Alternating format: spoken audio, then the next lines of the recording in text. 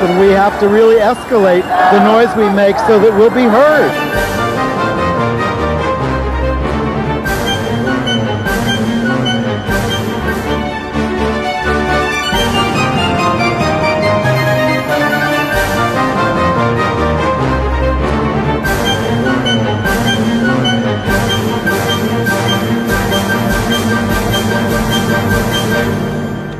Welcome to Gay USA. I'm Andy Hum, and I'm just getting organized here.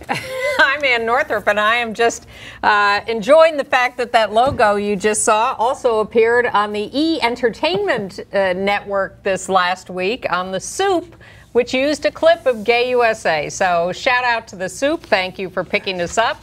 And who's watching us over there? Yeah. Feel free to use us anytime. Now we know we're being monitored. Oh, you're just giving them carte blanche. You bet. All right. Lots of We steal stuff, too. We do. Okay. Lots of transgender news this week, including the big breakthrough on Medicare coverage for transgender people.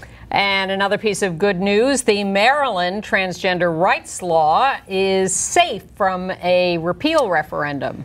The National Park Service is looking to lift the lid on LGBT history at historic sites. Will they do a sufficient job? See. Houston passed an LGBT rights law under out Mayor Annise Parker. Similar laws have been passed in Bozeman, Montana, and Jackson, Mississippi. But Danville, Kentucky is weakening its law because it wants to hold on to a Baptist organization there that gets a lot of government money. Shameful story. I can't wait to tell you that. Some Republicans are continuing to back away from their opposition to LGBT rights. Since we last saw you, some are not. Same-sex marriages got started all across Illinois. They were only in some counties up until now. In Europe, a Russian gazillionaire convened a meeting in Vienna to rid Europe of the satanic gay lobby. That's in quotes. See, yeah. That's what he called us. Yeah, good luck with that is also my answer. LGBT demonstrators were attacked both in Moscow and in Paraguay. But in Cyprus, they held their first Pride Parade, and it was a huge success, bigger than anyone expected. And we will decide on whether or not to accept the apology of Jonah Hill. Well, we might even have a nuanced reaction to that. Imagine that. Yeah. But there are a lot of news, pieces of news this week affecting the transgender community. They're on the issue is on the cover of Time magazine. Yes, Let's start it out right with that. Yeah, the week started with a bang. It says the transgender tipping point, America's next civil rights frontier, and that's a big picture of Laverne Cox, who's on Orange is Not the Only Fruit. Is that the name of it? What is it called? Orange is the New Black. Orange is the New Black. You are so... pop culture. If it wasn't for Ann, oh my who God. watches TV. And relying on me is bad enough. But, Orange is the New Black. Yes. My roommate watched it all the time on the video. On the you thing. did not, evidently. I have not seen it yet. Okay. Whatever. Anyway, Time magazine a prison drama. Time magazine. They know. Okay. Time magazine did a cover story on the transgender rights movement and where things stand. It was sort of a basic primer, but it's good that the American people are beginning to encounter this in a more comprehensive way, in a more mid-culture kind of way. Mm-hmm. And we're seeing this sort of rise to the surface across the board. Well, there was that wonderful video, which we're not going to show you because it's mostly words on a screen, about a family accepting its daughter who became their son. And then the kid at his vociferous insistence, starting at about age 4. I am a boy. Yeah. It's a very heartwarming video. You can find it on YouTube if you search the Whittington family. And it's already had about 4 million views, so... Literally 4 million? Yes. Yeah, I'm just saying, we're not exaggerating here. Yeah. So it's making the rounds quite virally, and that's a sign that these issues are also penetrating the culture. Because we were exaggerating about the Russian oligarch. He doesn't have a gazillion dollars. He's got several billion. Well, if we knew what a gazillion was. Yes. But my favorite good news in this territory this week is from Maryland. We had told you that Maryland, after some years of struggle, had passed a non-discrimination bill covering gender identity and expression, and the governor signed it. Everybody was very happy. But everyone was holding their breath because the right wing wanted to repeal this law immediately by taking it to the people for a vote. So they started a signature gathering campaign to put it on the ballot this November, and they hit the deadline and they came up short. They could not get enough signatures to put it on the ballot. They only needed like 18,500, and they were 1,000 short of that. But that wasn't that many that they needed. So it shows that some of our opposition is sort of saying, you know, either and that we're going to talk more about that later. Or they're bad organizers. Yeah, well, but they've been pretty good up till now. The Maryland law stands, and that's a good thing. And the big breakthrough this week was from the United States Department of Health and Human Services. They invalidated a Medicare policy of banning coverage for gender reassignment surgery, saying it's safe and effective, and it's no longer experimental. The challenge was brought by Denise Mallon, 74, a trans woman Army veteran who had been denied the surgery. Now, it only covers the surgery. It doesn't cover hormone treatments. No, and it doesn't mandate the surgery. It just says it is allowed to do the surgery if everybody agrees that it's the right thing to do. Mallon said, I wanted this surgery, now she's 74, since I was 11. When I think Christine Jorgensen came on the scene. I want congruence between what I am as a human and my body, is her quote. So that's good news from Health and Human Services. On the other hand, not so good news from the Labor Department, which has been under pressure for a long time to interpret employment protections for people on the basis of gender identity and expression, based on a decision by the EEOC, the Equal Employment Opportunity Commission, a couple of years ago that said transgender people were covered under sex discrimination, non-discrimination laws. Absolutely. And so everybody said, oh, the EEOC made this decision, so now that means we don't even need laws covering gender identity and expression because it's already covered and everybody should be acknowledging that and interpreting it. So people have been going to the Labor Department and saying, so, you know, now you're going to enforce this, right, nationally as employment law? Oh, we'll take a look at that. It turns out they haven't. They haven't. And there have been FOIA requests done to find out what their internal discussions are, and they're turning up nothing. Nothing. The Labor Department continues to say that this is under review, but BuzzFeed has found that, in fact, there's no action there at all, and that is extremely disappointing. And we do need these protections because in New Orleans, and we have a video about this, maybe. We hope. Vanessa Halley, 43, H-A-L-L-E-Y? I'm sorry, Whatever. I have it differently. Okay. A licensed practical nurse says she was bullied out of her job at a nursing home after transitioning. Do we have the tape? Says she was bullied out of her nursing job, and she's been unable to get another job because of her former employer who's holding her back. She shared her ordeal with our Darian Trotter, who also spoke with her former boss. I always worked twice as hard. I always studied twice as long because I knew that there was going to be the challenge about my gender. And Vanessa Haley says the challenge on her job as a licensed practical nurse began soon after she underwent a sex change operation. It was a lifelong dream for the 43-year-old that was expected to change her life for better. With a new man and a new lease on life, everything was looking up until she returned to work at this nursing home. It devastated me. It just devastated me. The post-op transsexual says she was subjected to a hostile work environment, constantly harassed and discriminated against. And if I don't have a problem with who I am, and my mother doesn't have a problem with who I am, and my father doesn't have a problem with it, and God doesn't have a problem with who I am, what gives other people the right to pass judgment upon me? Especially when I'm in it, working in a capacity where I'm helping other people.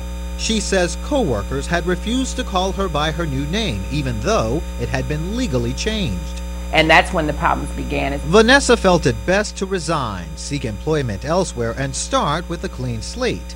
But she says her past employer has made it difficult. You know, you've done the damage already, and now you're continuing to do damage to me by not allowing me to move on and find another job. We're intentionally omitting the name of the nursing home and its owner. He denies giving Vanessa a bad reference and went on to say he's confident management at the facility handled the situation to the best of their ability in a fair and impartial manner, and that he's a non-discriminate employer. Vanessa begs to differ.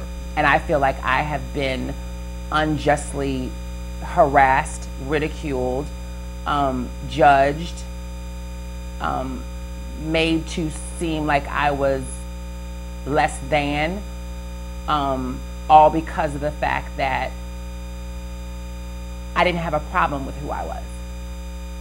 And Vanessa is looking into her legal rights. Ultimately, she wants to find a new job and put the past behind her.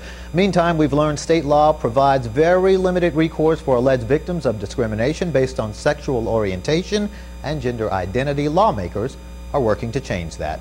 Live in the control room, Darian Trotter, WGNO News. And I will call her by her new name, Vanessa Haley, which I wrote down wrong here. Getting a little echo there. And don't forget, orange is the new black.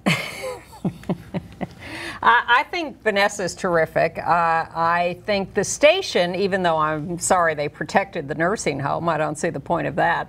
But running this story as a, you know, very run-of-the-mill or regular story, I think is terrific. I think TV stations would not have done that until recent years. Well, it's sickening the way this issue still unhinges some people. I mean, over restrooms and everything else. And then we have the story on Staten Island, if we can turn to that. Absolutely. We have a picture there of Brian Ellicott, 24, a trans man. He is suing the New York City Parks and Recreation Department for denying him access to a men's locker room on Staten Island at a pool where he was trying to change his T-shirt. He was told to use the women's locker. Look at him. Told to use the women's locker room with his beard and everything else. That would have gone on great in the women's locker room. So the Transgender Legal Defense and Education Fund is suing, citing the 2002 city law, which makes it it's illegal to discriminate on the basis of gender identity and expression.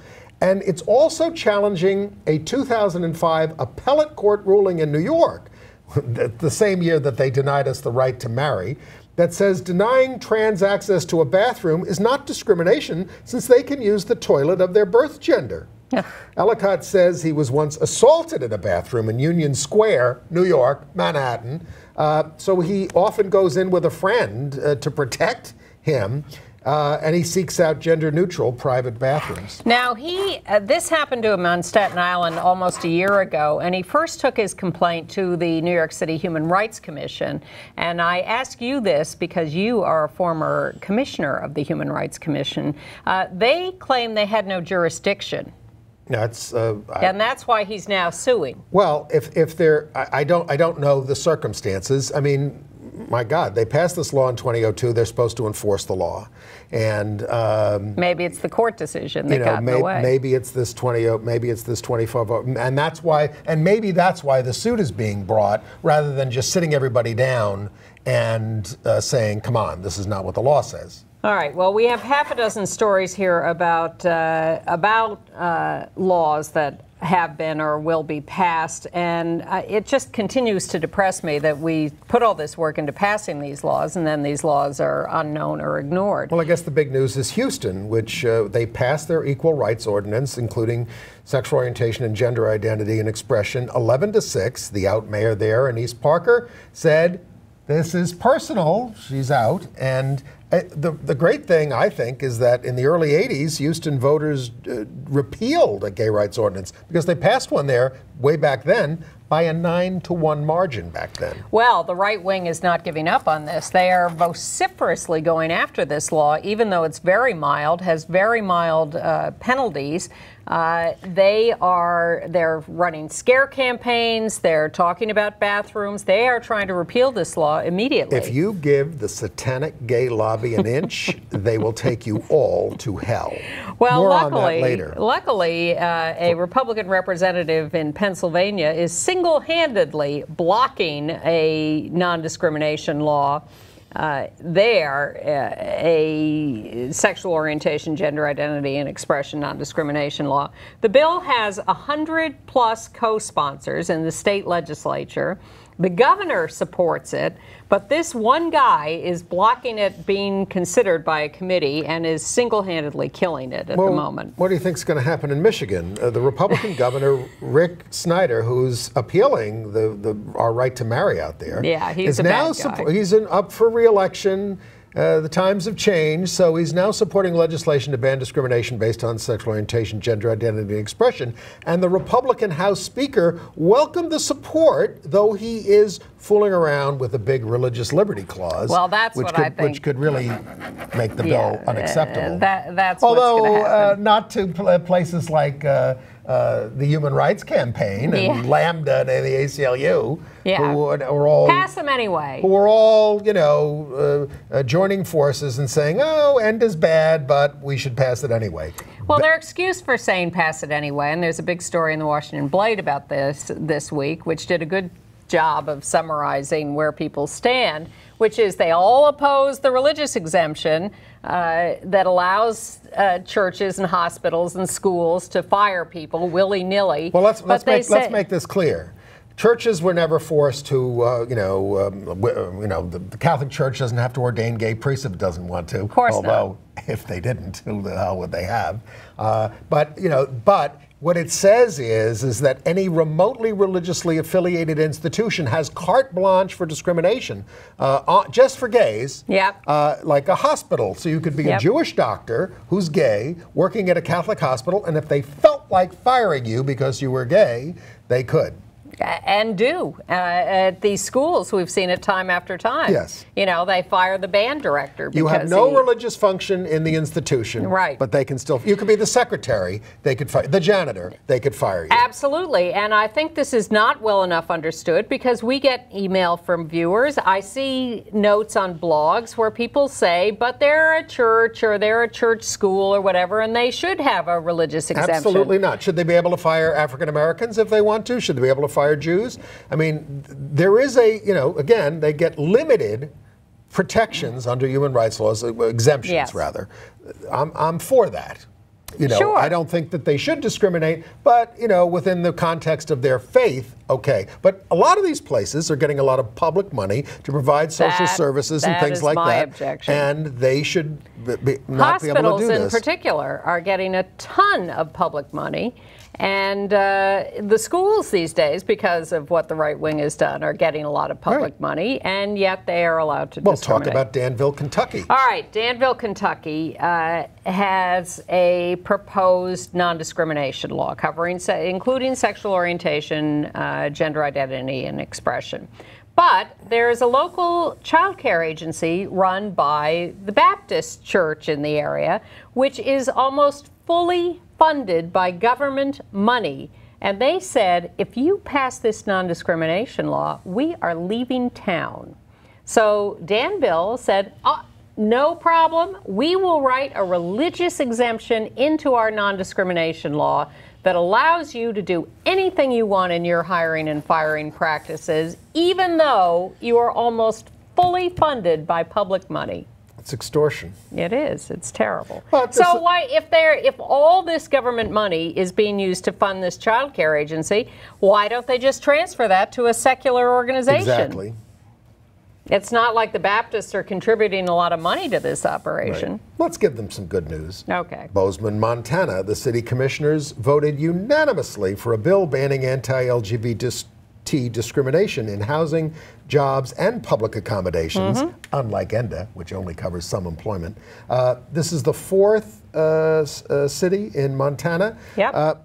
It lets a person bring a civil action, and it takes effect in 30 days. The other cities there are Missoula, Helena, and Butte. Billings voted 6-5 to suspend work on their ordinance on this issue. But Jackson, Mississippi, City Council has passed a resolution supporting non-discrimination as a city policy. They haven't passed an actual law yet. It passed 3-1. That's pretty much it's the 8th city to do this in the state, and that's pretty much the way they go. But the interesting thing is that this is mostly an African-American city in terms of government. It's the capital. Right, and no one spoke against it, and the NAACP did the lead testimony on the bill. So that's all good. Okay, and ending with bad news in the non-discrimination field, I think we said last week, but if not, I'll add it as a footnote, that ExxonMobil shareholders did again for the 17th year in a row reject a non-discrimination policy that includes sexual orientation and gender identity and expression, and it's getting even fewer votes than it had before. We're down to just under 20% of the vote. A little contradictory news out of Texas, where the Republican platform committee there for the state removed extreme homophobic language that said the practice of homosexuality tears at the fabric of our society, among other things. But LGBT groups were banned from participating in the convention. The log cabin Republicans, although another sort of mixed group that includes some out gay Republicans, claimed some credit for getting the Republican convention to remove the anti-gay language. And in the middle of this, there's some confusion about whether Go Proud, the even farther right-wing out gay Republican group, is shutting down. They say, no, we're rebranding, we're changing our name. Technically, we have to shut down while we do that, but it's not really a shutdown. We'll see what happens with that. And elsewhere in Texas, in Pittsburgh, Texas. East Texas. Yeah, you may have heard of Big Earl's Bait House and Country Store, where... No, I hadn't up until now. Where a waitress there said farewell to a gay male couple who were leaving after they'd paid their bill by saying, "Don't come back, we don't serve fags here." Them's fighting words. Yes, so... well, they've also got a sign on the place that says, where men act like men and women act like ladies. So now the revenge of the gay community on this place is that they're writing positive reviews of it on Yelp and other websites, saying it's the gayest place you ever saw. It's a great place to pick up guys. Please go to and Dallas activists are going to go out there and descend upon it. The management says, we're prepared for you. Oh, God. That sounds like a... well, soon it will be an OK Corral. Soon it will be an. Are we up to this on our list? Sure. An historic gay site, probably. Earl's Bar in Texas. The National Park Service. We have a picture of this. They had a ceremony at the Stonewall Bar this week. There they are. I would call it more of a press conference. Well, I mean, it was out in the you were there, but for other reasons. We had the Secretary of the Interior there announcing this. Sally Jewell. Yes, and the head of the National Park Service in New York. And the thing about it is, what this is all about, doing what they call a theme study to find other sites besides Stonewall, because it's already on the National Register of Historic Places. It's the only one.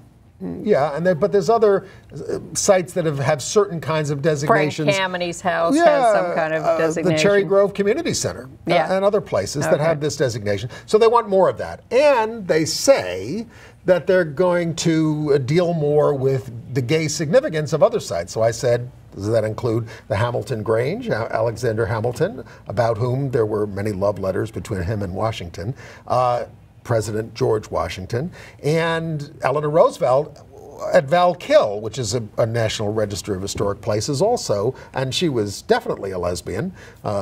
with Lorena Hickok. So, and they didn't they didn't say yes, they didn't say no, but that's the kind of stuff they're looking at. They've got like 18 gay scholars, academics who are going to be looking into this. Well, but it's all funded by the Tim Gill Foundation. Exactly. I mean, essentially, your Park Service is out there with a tin cup saying, we don't have the money and Congress won't give us the money to do stuff like this. We've got to get private funding for it. Yes. So Tim gave $250,000 for that.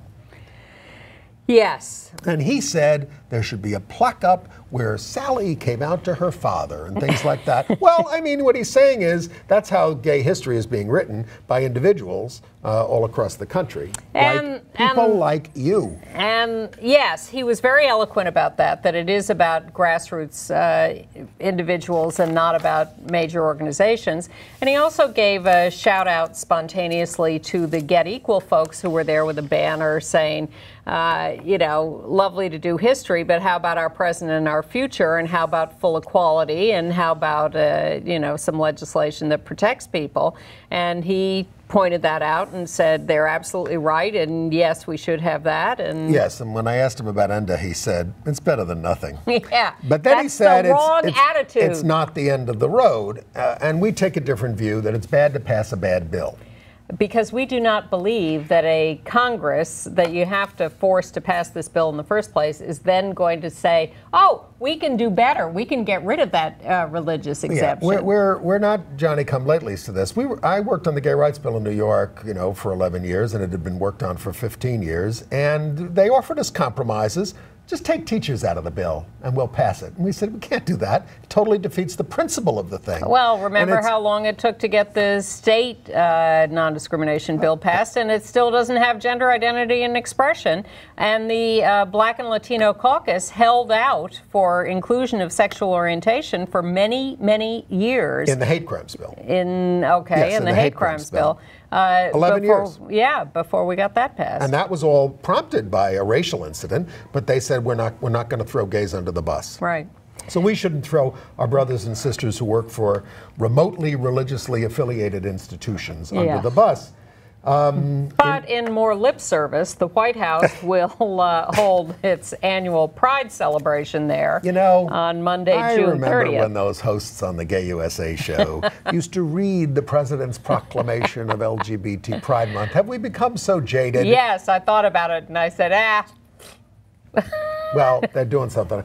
Hey, Barack Obama, you're not going to be president forever. This is your last term. You better do that executive order on LGBT rights for contractors. And here's another little administrative or federal government event. The Library of Congress this week hosted a reading by LGBT poets and displayed some rare LGBT memorabilia that are in their collection. So, you know, it's Pride Month, so everybody's getting in on the act. In New York City, something called the Stonewall Community Development Corporation has been formed to develop affordable housing for us, LGBT seniors. I had my first $2 meal at Sage the other day. Now that I'm past 60, I can go there and have dinner for $2 and be amongst the people. Well, they have a little table where you can add some spice because they don't cook the food with a lot of spice. Oh, of course. Because it's for older people. And another first, there was an LGBT contingent in the New York City Israel Day Parade. The Salute to Israel Day Parade. At the University of California. A few Orthodox protesters. You've heard of Janet Napolitano, used to be our Homeland Security person. Well, there you go. Yes. But she's head of the University of California now, the whole system. And she appointed a panel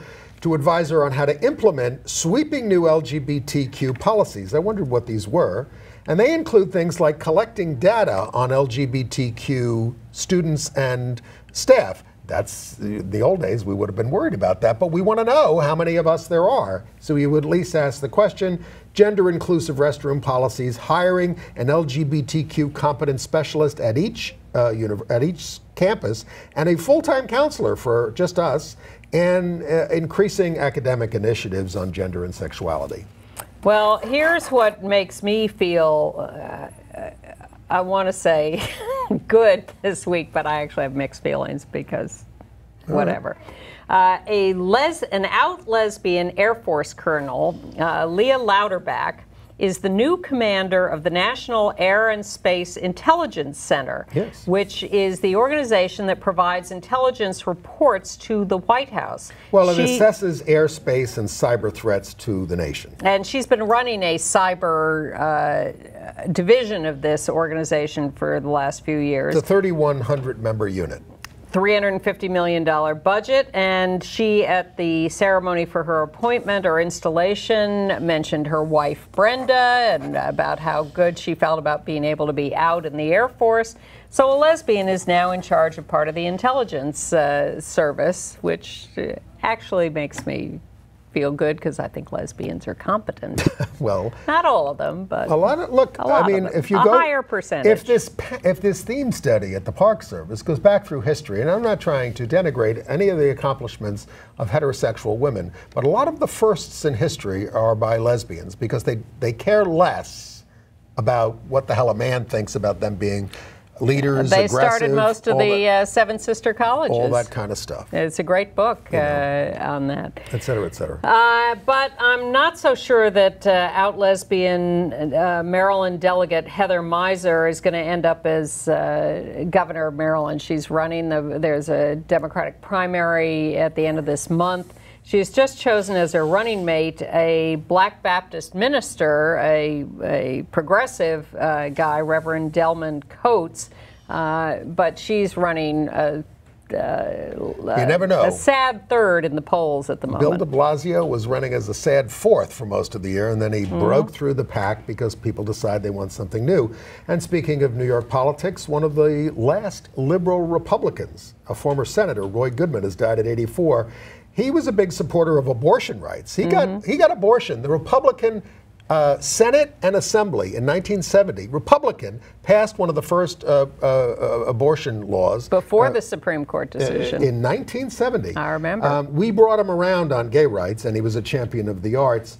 And while he was critical about the rightward drift of his party, he didn't leave it. New annual report from the National Coalition of Anti-Violence Projects reporting on violence against LGBT people in 2013. Headlines from the report, the incidence level was about equal from the year before, but the violence is getting worse, the more severe. More murders. Yes, and fewer people are reporting incidents, which is not a good thing. What's going on? More police hostility. I mean, one of the reasons the statistics went up for so many years is because we did find our voice and our self-respect, and we did report what happened to us. And now you're saying that's going down again. It is in this report. You can get this report by going to avp.org for all the details.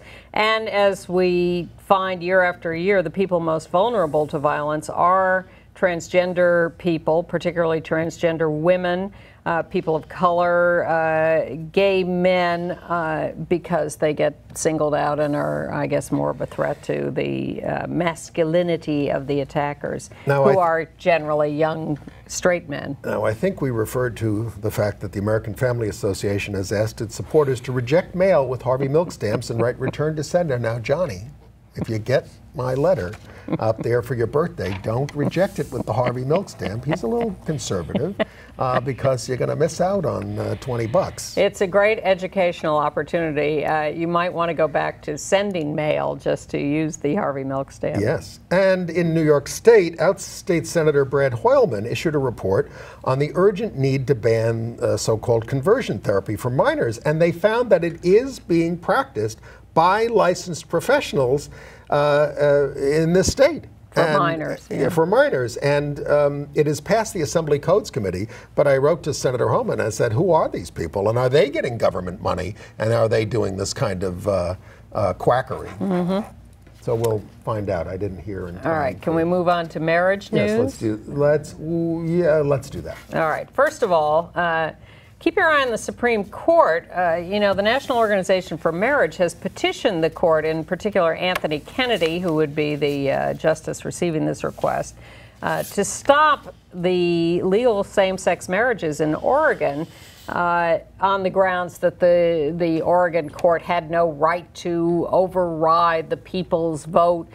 which normally you wouldn't expect to get anywhere. But as a lot of these court decisions around the country are being stayed pending appeals, the Oregon decision had gone into effect because there was no opposition, so people went ahead and, marriage is legal in Oregon.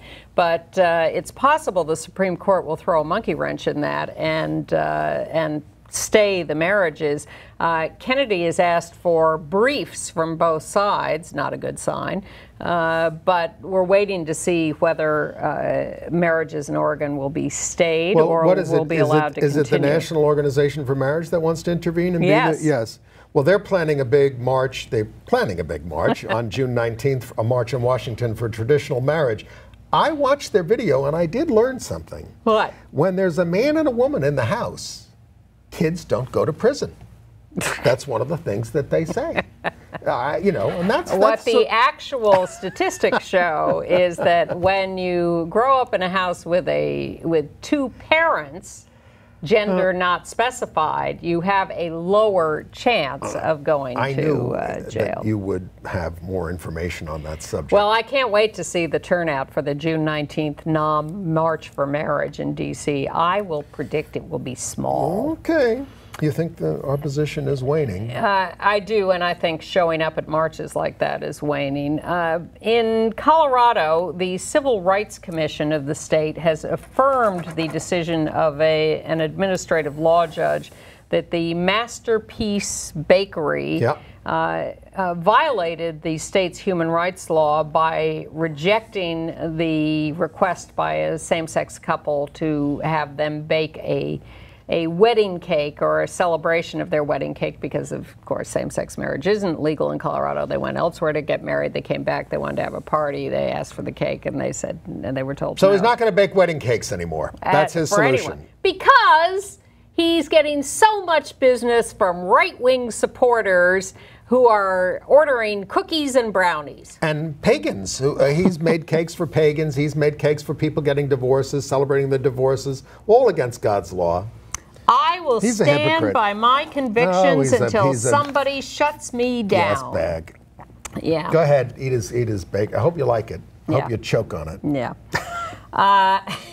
And thank you to the YMCA of Greater Oklahoma City. They have changed their family membership category to household membership to include any two adults and kids living together. So lots of celebrations across Illinois because June 1st was the official start for the new law, though many were married before because counties decided to do it or there were court decisions. The lead plaintiffs in the suit were married there after 51 years together. And that's a big deal, but this has become a little footnote now. And all these things, wonderful things are happening. We used to just jump up and down, and now we've become so blasé so quickly.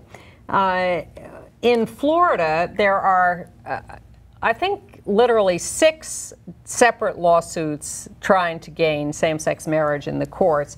Well, in one of them, a judge has rejected the request by some anti-marriage groups to intervene. Well, he says you're not affected by it. Yeah. So you have no concrete legal interest. It doesn't have anything to do with your marriages. It has no impact on you, so you can't be interveners in the lawsuit. You can submit an amicus brief, but you cannot be part of the lawsuit. As we say in New York, what is it your business? Or no harm, no foul. In North Carolina, a Baptist group, the Alliance of Baptists, is suing to overturn the same-sex marriage ban. Well, they're joining the suit brought by the Universalists. Because it violates their religious freedom, and because the law there makes it a misdemeanor for ministers to perform marriages for those with out-of-state licenses. And so they're joining the United Church of Christ. The Young Conservatives for the Freedom to Marry, which is a subgroup of Evan Wolfson's Freedom to Marry organization, are on a national tour of early primary states trying to work with the local Republican parties to ameliorate their platform against gay people. I have a problem with this. Freedom to marry. I can tell by the way you looked at me. Body language. Freedom to Marry is spending $1 million to convince these conservatives to do this. Let them you know, die from their opposition. That's how they're going to learn. And they are learning. That's why Governor Snyder came around in Michigan on gay rights. Let them, why should we spend our money trying to convince them? All we're doing is propping up their end of the party, and they're against everything else that we stand for. Absolutely. So I just don't believe disappear. in helping them. Okay. Let conservatives raise money, and if they want to do it their own, but I don't think that our money should be being spent on that. Okay. But if you're taking money from Paul Singer, I guess he wants that. There you go. And just an alert, even though Andy has reviewed this movie badly, if you're curious about the movie The Case Against 8, about the Prop 8 case, the documentary version of the Joe Becker book. Well, it's really a commercial for Chad Griffin. Yes. It opens in theaters. The head of HRC now. It opens in theaters in LA and New York City this weekend on June 6th, a week later in more theaters around the country on the 13th. And shows up on HBO on June 23rd. I mean, there are some things that are interesting in the film behind the scenes, but again, they act like they're doing everything. There's no context, no historical context of all the other marriage cases, and they don't give. They describe what their critics say in the community. They don't give them voice. Well, and a documentary should let them speak for themselves. If you would like to see a documentary that shows that there are actually other people working on marriage in this country. On June 15th, PBS will run a movie called The New Black, which is about the fight for marriage in Maryland, yes. which was passed by the voters. And it's about African American communities, pro and con, working on this issue. It's not a perfect film. I've seen it. It's a little messy, but it's certainly interesting, and a lot more interesting than the case against 8. Not to be confused with Orange is the New Black or Orange is Not the Only Fruit. Jeanette Winterston. Okay. Kansas is considering new protections for those who object to same-sex marriage on religious grounds, but they pushed that into 2015. And congratulations to Melissa Etheridge marrying Linda Wallen, co-creator of Wallem, yes, thank you, co-creator of Nurse Jackie. They've been together for 4 years, and of course Melissa has 4 kids. They did it in Montecito, and Rosie O'Donnell was there, and Peter Facinelli, how do you say his name? From Nurse Jackie. Oh, right. Florida, twice divorced state attorney general thinks gays don't have a stable and enduring family unit. Pam Bondi, she's on her 3rd marriage now. Yeah, and in Michigan, the ACLU is asking a federal court to require the state to recognize, do we do that? No. The 300 same-sex marriages that were performed there on March 22nd. I've become so blasé that I see these requests as routine now. And Butch Otter in Montana, governor, Otter. Isn't he the governor of Idaho? Oh, I'm sorry, I must be in Idaho. Orange is the New Black.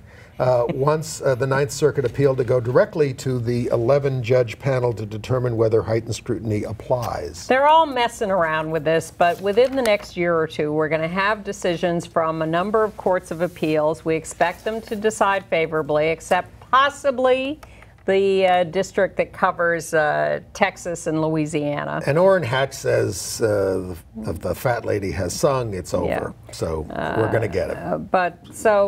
We'll supply some details along the way, but it's all moving forward. Okay. International news. Well, as we said at the top of the show, a right-wing oligarch from Russia, Konstantin Malofeev, I guess, head of the St. Basil the Great Charitable Foundation, he's getting a tax exemption, hosted a meeting in Vienna to rid Europe of the satanic gay lobby, and they also discussed fighting liberalism. He's hoping for a conservative revolution across Europe, and one has begun, you know. The vote. So this is not, Marion Maréchal Le Pen of the French right wing was there in attendance. So there was also a reference to U.S. Evangelists attending the meeting, but the rest of the story did not detail which of them were there, but certainly wouldn't be surprised. Right. Meanwhile, in Moscow, we have some video of this. Let's start to run that. There was a rogue attempt at a pride parade. They did it outside the mayor's office. Yeah, because, of course, Moscow has banned pride parades for 100 years. And if you watch this, the rainbow flag just seems like a red flag to these thugs who then attack you. This was on May 31st. Police ended up arresting 2 demonstrators there, but I mean they're brutally attacked, sometimes by the cops, sometimes by counter demonstrators. It's these people are the bravest in the world to stick their necks out there like this. Yep, in Moscow, all over Eastern Europe, and in Africa and other places where they have not advanced as far as we have yet. Enough of that. Yeah. Maybe we can go to our next film, which, if we have a moment, is in Paraguay. LGBT activists there were violently assaulted by the national police while protesting the homophobia during, do we have the film from Paraguay? Give him a second to bring it up. During the General Assembly of the Organization of American States. 10 demonstrators and a couple of journalists were injured in this melee that was precipitated by the police with riot shields and things like. I mean, you know. Well, the OAS aren't we part of that? The OAS has they're the good guys. They're supporting diverse families. It's the president of Paraguay who is opposed to that, and the demonstrators were opposing the president's opposition to the OAS resolution. All right. Well, we don't have footage of this, but of course we only like to bring you bad news. But no, Cyprus had its first Pride March. Thousands participated, and the organizers were quite moved because they really were only expecting a few hundred people to show up, which is pretty much the way it went down in New York when they first did it in 1970. There were some Orthodox Christian protesters in Nicosia, but where would just we be without them? Minor. We have not succeeded in stopping the foreign minister of Uganda, Sam Kutesa, from becoming the president of the UN General Assembly for a year. This is a guy who's, not only is he very politically corrupt, but he says homosexuality is, quote, wrong for our youth and offends our culture. He was chosen by the African Union for this position. It was their turn to have a president of the General Assembly for a year, and so he was chosen to take this. So it's a ceremonial role? Pretty much, but it's a pretty big ceremony to be the president of the General Assembly. And when you have some guy who is a notoriously corrupt he was condemned by the Ugandan Parliament. Exactly. A couple of years ago. Yeah, but he ends up as the president of the General Assembly for a year. Well, we had Kurt Waldheim as the head of the UN for a while, right? I mean, that's he was reaching back a little. Well, he was a Nazi. Yes, and he wasn't the president of the Assembly, right? He was the Secretary General. He was the Ban Ki-moon of his time. Ban Ki-moon is a good guy. Yes, although the picture you see of Sam Kutesa is him standing there with Ban Ki-moon. So well, Ban Ki-moon has to associate with a lot of people. We all have our compromises. Now, good news from Israel, which is considering opening surrogacy services to both same-sex couples and single people. Up till now, they've had a law that limits surrogacy, surrogate parenthood, to opposite-sex couples who can't conceive. But the people who are opposed to this expansion say it's going to make it a competitive market and it's going to drive up prices for surrogates. No, please. India did its census, and it counted 500,000 residents who identified as this new category of third gender. 55,000 of them younger than 6 years old. Yes. Now, the trans community in India says the real number is 6 to 7 times more. But this is a good, you know, we don't have a count of LGBT people in the United States either. We have a sort of surrogate count of same-sex couples living together, married or not, but it's not a full count. So this is their version of a partial count. Well, they had a rally for homeless LGBT youth this week, and there's only 4,000 beds for homeless youth, period, in the United States for 500,000 shameful 500,000 homeless kids. But they said that the government had done a survey, and they found 22,000 homeless kids just on one night doing this survey around the country. So we want 22,000 beds for them, at least, because we know concretely that we have that many. That'd be a good start. Now, the Indian census also found that of these trans or third gender 500,000 that did self-identify, they were more unemployed, surprise, than the general population, and more illiterate because they didn't have access to education or jobs. The same is true in this country. Okay. British consulates are going to do same-sex marriage ceremonies in countries where it's not allowed for their own nationals. Yes. In Russia, China, Serbia. They're only going to marry Brits over there, and 17 other countries. But they said that the Foreign Office got local authorities to give permission, so that means they got permission from Russia. Anyway. Well, it's their soil in their consulate, so I'm not sure how people could object to that. And I doubt those countries are going to recognize those people as... No, but then it should be, why is it just 20? Why isn't it all countries, all consulates? I think it is, but the 20 were singled out as places that don't have legal marriage. You know, Vietnam, Cambodia. Right. Vietnam, by the way, we had told you was considering legalizing same-sex marriage. That has now been canceled. They are not going to legalize same-sex marriage. Too bad. In Britain, a judge ruled that a Slovakian couple cannot challenge the adoption of their 2 kids by a gay couple on the grounds that the children would not be brought up in the Catholic faith. The parents lost custody of the kids after abuse and neglect at home. Yeah, but the parents who are Roma people from Slovakia and have 10 kids say that they will be humiliated by having their 2 youngest kids given to a same-sex couple. In Jerusalem, a district court has ordered a rabbi to apologize and pay $17,400 to a lesbian dance instructor. They had put up posters around town saying, don't go patronize this dance instructor because she's a lesbian, and you know, God will send you to hell if you go hire her. Terrible. In the Netherlands, they passed a bill allowing towns to fire clerks that won't perform same-sex marriages. And in Belfast, Ireland, the city council has elected 2 lesbians and a gay man to the city council. And we heard from one of our viewers out in Seattle that the Friends there, the Quakers, are working on taking Ugandan gay refugees. And I hope this is something that proliferates around the world in places that will make those folks safer. In Seoul, South Korea, they have a pride celebration scheduled for this Saturday. The government has now revoked permission for that celebration.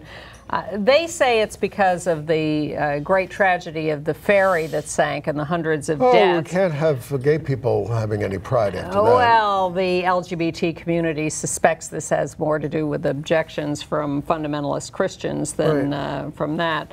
And the U.S. is being accused of stalling on actions against Uganda after the anti-gay law was passed. The Human Rights Campaign has written a stern letter saying, hey, you were supposed to punish them in some ways, and you haven't really done enough. The U.S. says, well, yeah, we did this and we did that. And the African Commission on Human and People's Rights passed a resolution calling for non-discrimination on the basis of sexual orientation and gender identity and expression in African countries. That would be terrific. That would be a heavy lift. Yes. All right. AIDS news. Well, in Iowa, the governor did sign that bill modifying HIV transmission law. It passed unanimously. The new law takes the emphasis away off HIV and has a tiered system of sentencing for the deliberate transmission of infectious diseases. And it takes those who were convicted previously of HIV transmission this way off the sex offender registry. That's a big step. Well, it's a mixed bag, taking though. into account intent and the real level of risk, and that's an appropriate thing to do. And in Grinnell, Iowa, they are this week holding the first national conference on HIV criminalization, and so we expect to hear good things coming out of that. And I was happy to see my old friend Wayne Turner, whose late husband or partner, Steve Michael, ran for president in With 2000. you, I still have the poster. I do too. I was the vice president. They came in 20th in their ticket for president came in, and vice president came in 20th in the country. Yeah, well, we were on the ballot in one state. That's well, what it takes. 20th. Tennessee, yes. But Wayne Turner was Steve's widower. And he went to law school after that, and he's now working at the AIDS Institute, at the National Health Law Program. And he and the AIDS Institute have filed a complaint with the Health and Human Services Department that made big news in the New York Times this week about 4 insurers who are discriminating against people with HIV by making all AIDS drugs horrendously expensive. Generic drugs, name brand drugs, total discrimination against people with HIV. And they brought a complaint about this, and that is great. Bring back the AIDS cure party. Yeah. All right. And in Vancouver, British Columbia, the St. Paul's Hospital has opened its AIDS wards to other people because there's not enough need for a dedicated AIDS ward. Entertainment news. Yes, actually, we have a lot of that. There's a new movie about Noel Coward planned, starring Glee's Chris Colfer as the young Noel, written by Martin Sherman, who did Bent, and Ian McKellen, Vanessa Redgrave, and Jonathan Pryce are going to be in the cast. It's going to be shot this summer. We've told you there are several LGBT-themed movies at the Human Rights Watch Film Festival in New York in a couple of weeks. I saw one of them at a screening this week, Out in the Night, about the New Jersey Four, who were supposedly this violent gang of lesbians who jumped on a guy in Greenwich Village one night because he made rude remarks to them. It turns out they're just a bunch of friends who were fighting back when he pursued them, yelled at them, threatened them, attacked them. And they went to jail for this. They went to jail for years. And it is the most heartbreaking story. And they are the most wonderful people and with the most wonderful family support. And you got to see this movie. It's called Out in the Night. And if you go to the Human Rights Watch Film Festival website, for filmfestival.hrw.org. You can find out about the screenings on June 18th and 20th. I suspect this will end up on TV somewhere or in theaters. Sure. Out in the Night. Really, really good. And right in Sheridan Square, at the Access Theater, you can see the much talked about new play by Edgar, where am I? Oliver. Oliver, a 57-year-old actor called In the Park. There's this picture. He wrote it and performed it. It's about his long gay life.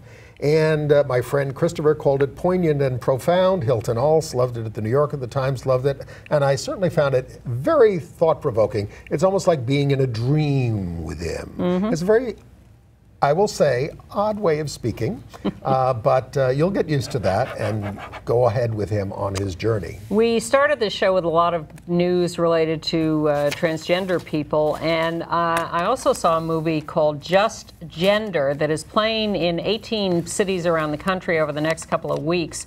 Go to their website, justgender.com, to find a screening near you. It's a feature-length documentary about trans people, and it's somewhat, some of it is personal, some of it is clinical, but it's definitely worth seeing. We're running out of time, so we'll talk about Jonah Hill next week. Okie doke. See you then. You'll have to wait for our judgment, Jonah. Bye. Bye-bye.